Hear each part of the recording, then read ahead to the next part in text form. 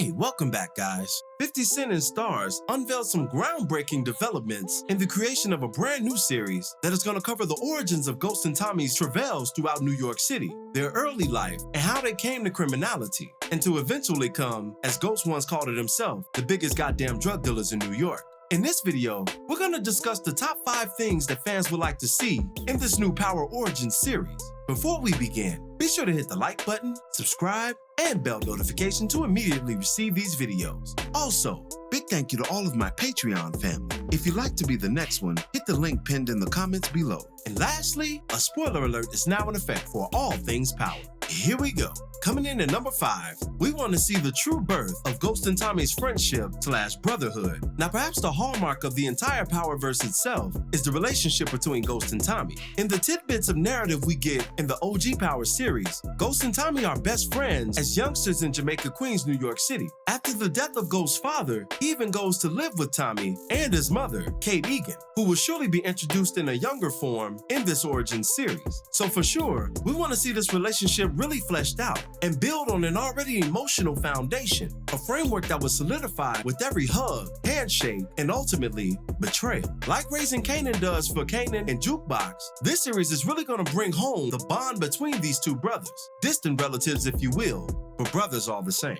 Coming in at number 4, Ghost's love affair with Angela Valdez. Now, if Ghost and Tommy's brotherhood is the foundation of the Power universe, Ghost's love for Angela are the bare bones of the house. As was discussed in the original Power series, Ghost loved Angela from the time that they were kids. In fact, every event that followed once he reunited with Angela had to do with the unfinished business from their childhood days, the love affair that he had with her, and the binds on all sides that attempted to keep them apart, eventually severing their bond until Ghost faithfully saw her in that club in that red dress many years later. 18 years later to be exact. In this series, we want to see what happens 18 years prior. All the little love notes, the romanticism. We want to see the fuel behind what would be Ghost's greatest love affair and simultaneously his greatest tragedy, as that dream and that fantasy had very real consequences for him as an adult. But we want to see the origin of that dream and the initial phases of that fantasy. And hopefully in Origins, they are for us both, including their introduction and that fateful breakup when Angela has to choose between her education and the man of her dreams. And we know which one she chose. But we get a chance now in this series to see the effect that that's going to have on Ghost and how much more deeper that's going to entrench him in the street life. Which leads me to the third thing that we all expect, and that is the relationship between Ghost, Tommy, and Kanan.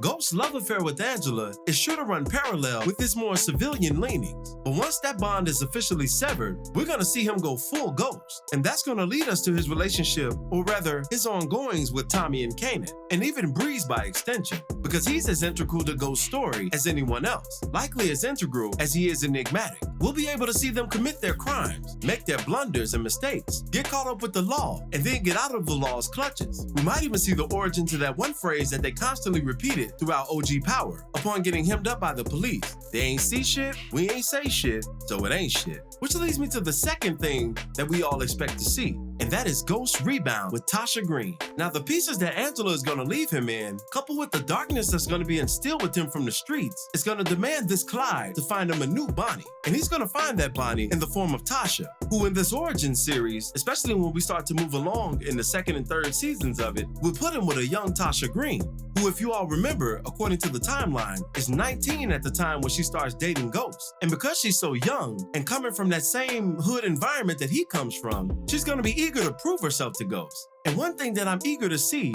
is the scene where they get pulled over by the police and she has to hide his gun, something that directly preceded him proposing to her, and a story that's been told on several occasions throughout not just OG Power, but the earlier parts of Power Ghost as well, as Tasha recounted this story in OG Power with her girl Keisha, and she recounted it on the stand in her murder trial. So seeing the initial phases of their relationship and how she came to console the heart of a hardened criminal and gangster who was once a scholar but was left in pieces and shambles by his love before is something that we should all be interested in seeing develop. And that leads us to our first yet final thing that we expect to see in this Power Origins series, and that is the life and death of the mysterious Breeze. Now, as I previously stated, Breeze is just as integral to Ghost's story as James is himself, because remember, it's Breeze that gives Ghost his most iconic name, Prior to Ghost being called Ghost, he's merely just James St. Patrick, a young budding criminal with a lot of potential, but it's Breeze that casts him as Ghost because of his abilities in the streets to appear and reappear, disappear, and come and go as he pleases.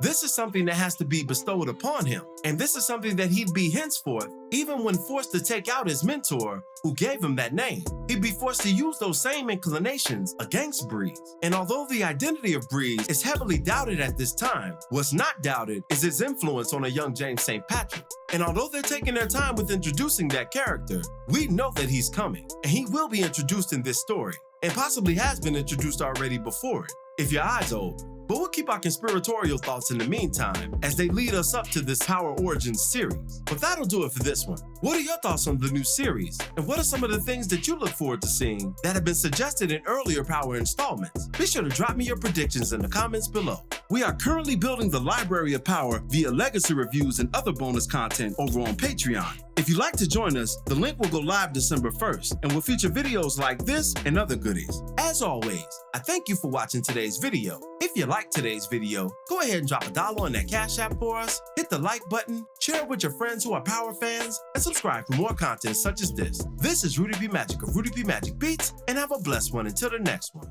Peace, y'all.